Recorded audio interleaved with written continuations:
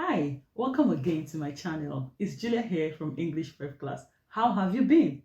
In today's video, I'll be talking about certain things you need to avoid, especially if you're writing the Pearson test of English for the first time. Now, this video was inspired by so many new people that are attempting the Pearson test of English, and I experienced all these things with them. So I addressed it with them, but I want to bring it out here to anyone that will be attempting the Pearson test of English for the first time.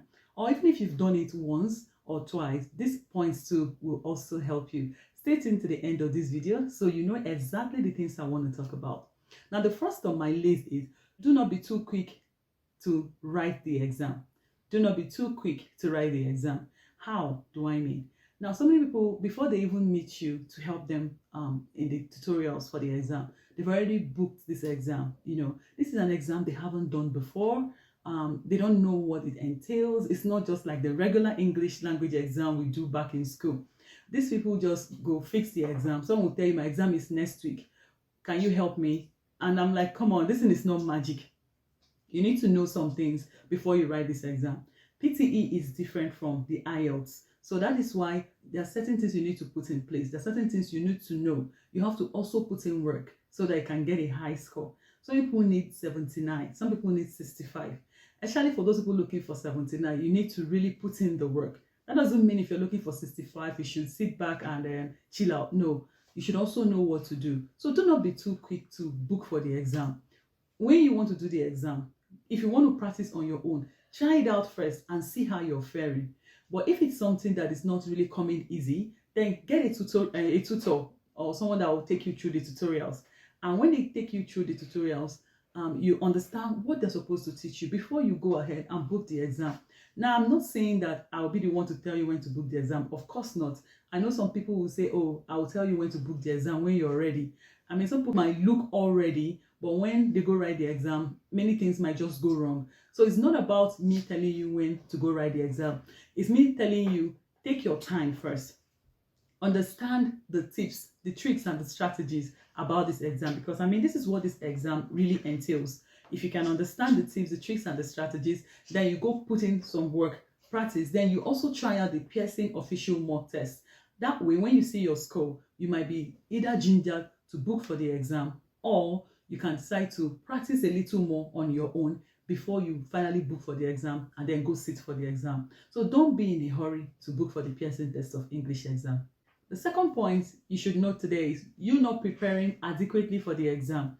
I mean, whoever goes to battle and hasn't mastered his weapons, that person is bound to fail. So if you're going to be going for the Pearson test of English exam, even if you want to prepare on your own, you want to write it on your own, maybe you don't need the help of a tutor, okay? All you should do is prepare. Don't just practice 5 read aloud, 5 repeat sentence, and then boom, you apply for the exam and then you're ready to write the exam. Okay, it doesn't work that way. All you need to do is prepare. Don't do 1 read aloud, don't do 2 repeat sentence and then you say you're ready. Do heaps and heaps of them. Understand how these things work, because sometimes in the read aloud, especially if you read, sometimes it might be flat. Sometimes if you read, your pitch might be going on and off. You have to make sure that it's a smooth read. I mean, these are the basic things you need to master from your own end.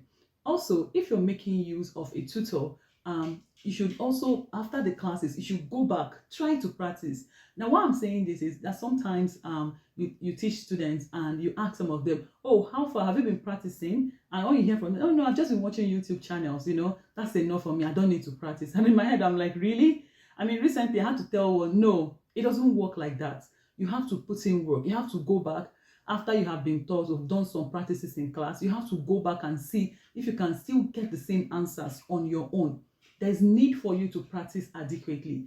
You need to prepare, because if you do not, then, I mean, you're preparing to fail. You have to put in the work from your end. Now, sometimes people ring me and say, oh, are you Juliet? And I say, yes. Please, can you help me? I want to write the Pearson test of English. Can you become my tutor? And I'm like, oh, absolutely. They say, so what's the guarantee that we are going to pass? And I pause. I'm like, sorry, number one, I'm not a magician. I'm just going to put in my best. I'm going to make sure I try to teach you all that can help you pass. But you have to also put in the work from your own end, because if you do not put in the work, then you're not going to pass. So after teaching, you have to go back, just like when they teach us in school, we have to go back and look at those things. We have to read them, we have to understand them in our own ways. That's the same way you need to go back and look at the things you've been taught in the tutorials or in the course of the tutorials and put it into practice. That way you know exactly what you're aiming for. So prepare adequately so that you know deep down that you're ready to go write this exam and you're ready to get that score that you need. The tutor is not a magician. Now, the next point I want to rate as point number 3 is you being too tensed or you reading too fast in the course of the exam. Now, I know that you're tense. I know that you're worried if you're going to pass the exam, maybe because you have a deadline to submit an English test for your migration or for your nursing registration, or whatever you want to use it for. I know you're tense, but relax. Remember, there is a portion in the beginning of the exam where they want you to introduce yourself. So that moment, try to ease off the tension. I know there are a lot of people, I know anxiety has set in, people are reading, a lot of people in the hall. Kill that anxiety, okay? Kill that anxiety. Do not read too fast because you're tense. Do not let the anxiety get the best of you. If you have prepared as adequately as you ought to have prepared, and you already know within you that you're ready for this exam, then there's no need for you to be tense. You don't have to read too fast, because once you begin to read too fast, you're going to miss the whole point. They just want to see how fluent you can be. They want to see how you're able to pronounce the words like native English speaker. So if you read too fast, it might help you get a high fluency score, but it's going to affect your pronunciation score. Is it because you're tense? Is it why you're reading too fast? Is it because you're full of anxiety? Is that the cause for you reading too fast? Then I want you to know that it's not going to help you, especially in the pronunciation score. Remember that the oral fluency and pronunciation scores are 5 marks each. No one is higher than the other. So in order for you to balance out that score and get all the scores for both fluency and pronunciation, you have to calm down, okay? Calm down. If you calm down, you're able to get those scores for fluency, 5 marks, and another 5 marks for your pronunciation. So settle down, don't be too fast, don't be anxious, don't be in a hurry to go to the next task, don't be distracted because of people reading around you and reading too fast. Just follow the way your tutor has taught you or the way you've seen them do it on YouTube. That way you can get the score that you need. Now I come to the last point I want to be raising today. Of course, there are heaps of points, but these are the ones that I wish my students know. I wish that anybody writing Pearson test of English knows, and it's spending too much time on task, especially in the reading task. Because people think that if they spend, the more time they spend on the reading task, the more it is for them to get, or the better it will be for them to get the answer to those reading and writing, fill in the blanks, or read other paragraphs. How about if I tell you that that's not true? If you know it, you know it. You don't need to spend all the time there. So managing your time is very key. In the essay, write essay under the writing module, you're given 15 minutes to write that essay. Oh, sorry, 20 minutes to write the essay, but you score 15 marks. Yeah. So, and the essay is just 15 marks. You just have to plan your essay. You have to know the structures, the introduction, the body paragraph 1 and 2, and the conclusion. Those are the structures you need. And just put in 1 or 2 or 3 lines in each one. That way you'll be able to write up to 200 word count or 300 word count.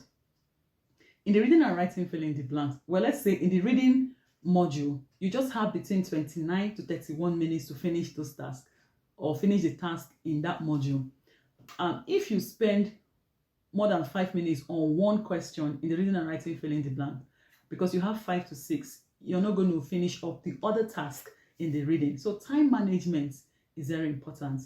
Do not spend all the time on one particular task because you want to get out all the answer, thereby failing to move your effort to the other task, or time goes off, or you run out of time. Yeah, that's a better word to use. Or you run out of time because you're trying to make sure you pass the reading module. Don't forget that for you to pass the reading module, read aloud plays a big role too in the reading for you to get a high score in reading. So do not spend all the time on one task because you want to get a high score. Try to balance out the number of minutes you spend on the reading task. How will you be able to do that? Now, if you have been practicing this thing on your own, if you have been able to master the tips, the strategies on how to go about those tasks, you find out that you're not going to be spending even up to 3 minutes on each of those questions. Yeah, because if you don't spend up to 3 minutes there, you can still use even out the time for the other task in that same reading module. So it's very important you know how to manage your time, and you learn that time management on your own. A tutor cannot tell you how to manage your time. You have to manage your time because, I mean, if you go sit in the exam, so it's not coming there to see how you're managing your time. But after the teacher or the tutor finishes teaching you, you go back and tell yourself, okay, for this particular task, let's say reading fill in the blanks, I'm going to do it in 2 minutes. For the read other paragraphs, I'm also going to do it in 2 minutes. So let me see how I can master the skills, or let me see how I can master the strategies on how to go about it. So these are the few things I wish to tell you. Okay, the one that really comes in so strong for me is this one, that people go to book the exam before they even have the tutorial, and they want you to do magic in 4 days, or one will say, oh, my exam is in 2 days, and I'm like, I'm sorry, what can I do? I can't do much for you. Okay, so don't get angry when I say, oh, show up and say, Juliet, my exam is in 2 days, and I say, oh, what can I do for you? And I see that when we begin to talk, I see that you don't really know so much. I don't do magic, and I'm not going to just sit down and spend all hours teaching you, because I mean, I have other students to teach. Okay, so it's very important to put this these points I have shared here today into consideration. It's very important. Now, if you haven't subscribed to my YouTube channel, please hit the subscribe button, and please put a like on my video. I realize a lot of people watch my videos and they don't go on putting likes. Please, before you continue to work, put a like, hit the subscribe button. These are very important for me. It encourages me to make more videos, and I will see you in my next video. Remember to follow me on Instagram. I share some tips there. Remember to also follow me at English_prep class. That's my Instagram handle, and I'm on Facebook at English Prep Class. I'll see you in my next video. Bye.